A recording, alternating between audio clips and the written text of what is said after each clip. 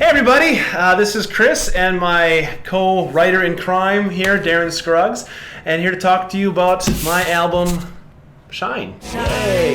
Now Darren is a good friend of mine. It was one of the original founding members of Home Free a long, long time ago. I think back when dinosaurs were around, right? Yep, or when they were no good. That's what I Or when we were no good. And we stayed in touch over the years, and we used to write songs every now and then back in the day.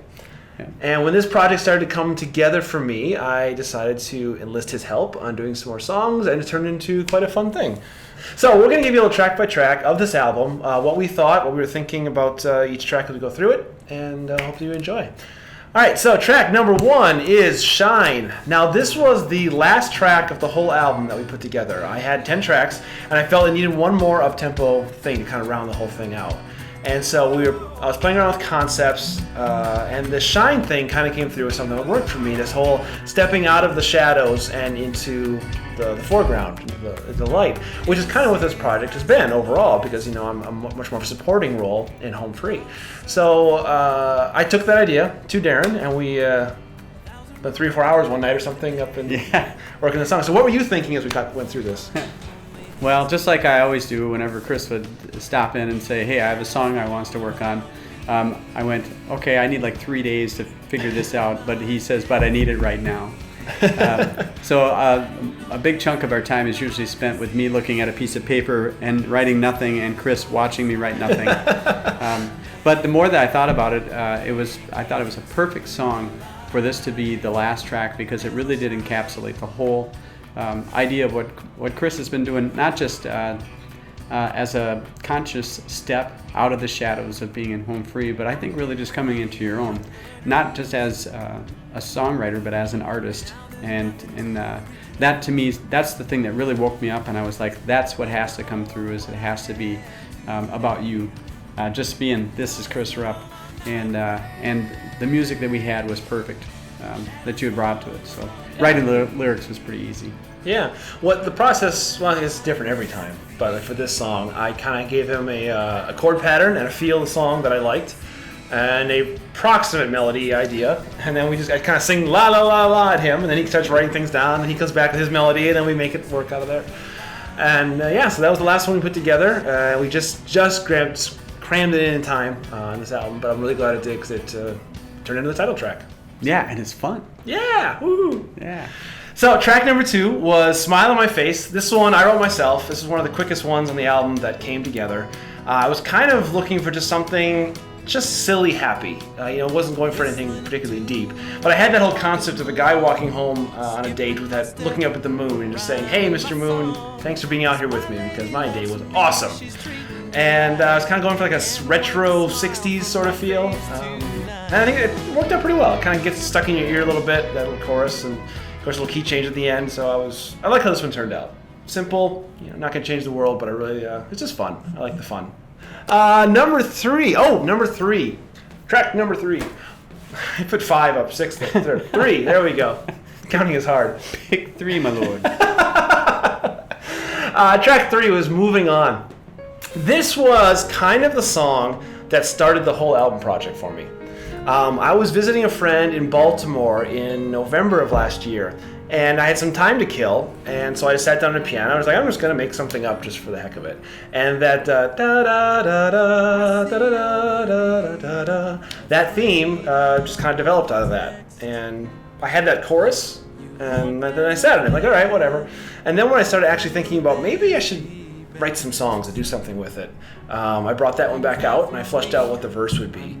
And I had this song, and I said, well, I think I could build an album around this, or at least a short EP project, 4, 5, 6 tracks, something like that. And that's how it started.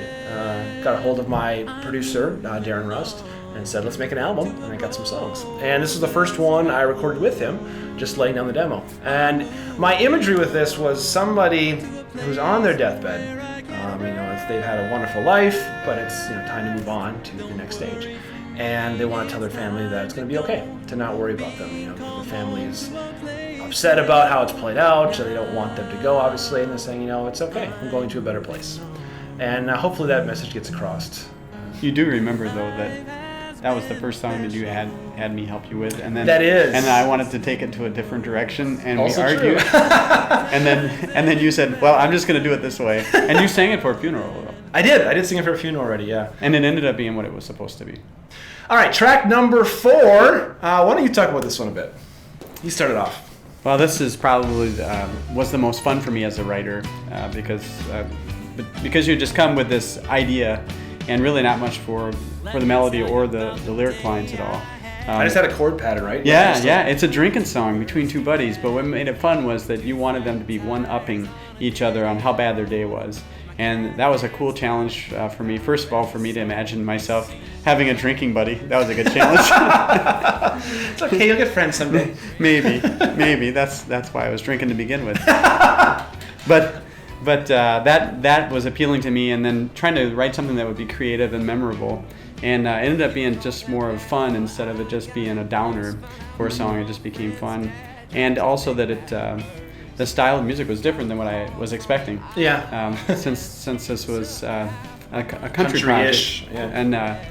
And so it was exciting. So just starting to write some of the lyrics and some of the goofy stuff that started to come to my head, and it just kind of got pieced together that way. We sat down and I just played the chord pattern and kind of had some themes we talked about, and that was it. And then he went away, and then a day or two later came back and said, all right, I got something. And we played it again, and then he sang the lyrics to me. I'm like, this is so cute. I love it. Yeah. And then it came together. You know, this was kind of the first example of how the process of this album changed, too.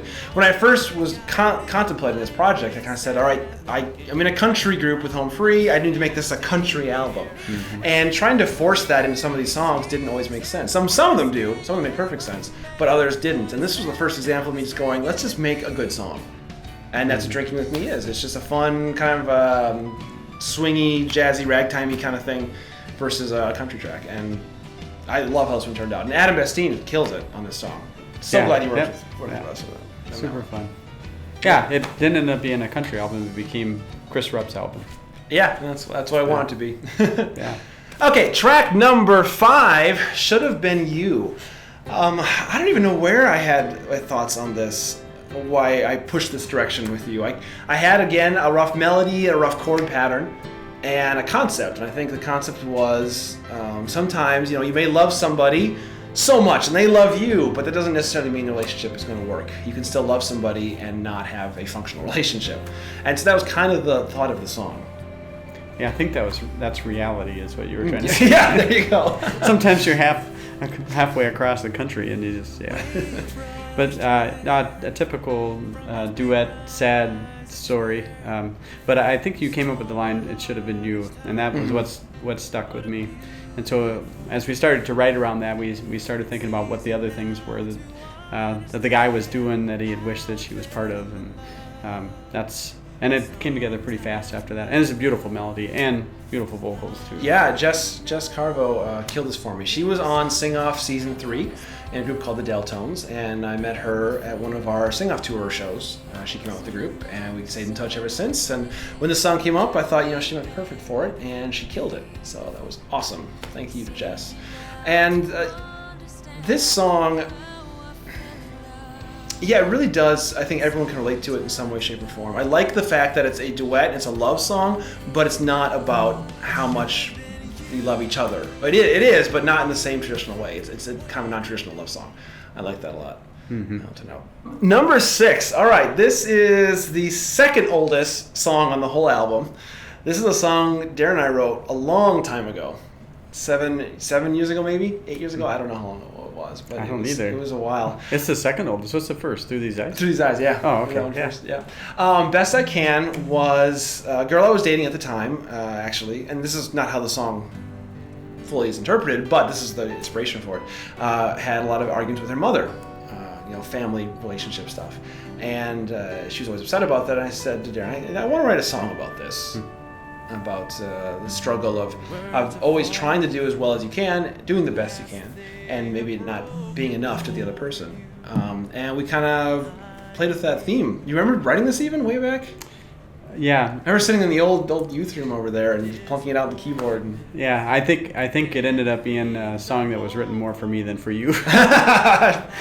But everything's in context. So as you listen to one of the songs, it might be that it hits you in a different way because of the context you're in, and that was a pretty tough time for me, and so the lyrics really came from my own personal background, and I just can't believe it's that old.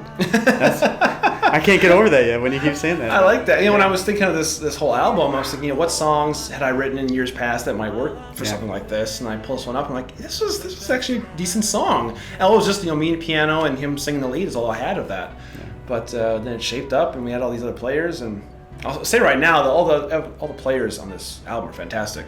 Works with some really great people in Nashville and here in Minnesota. I can't thank them enough for kicking so much butt in these songs.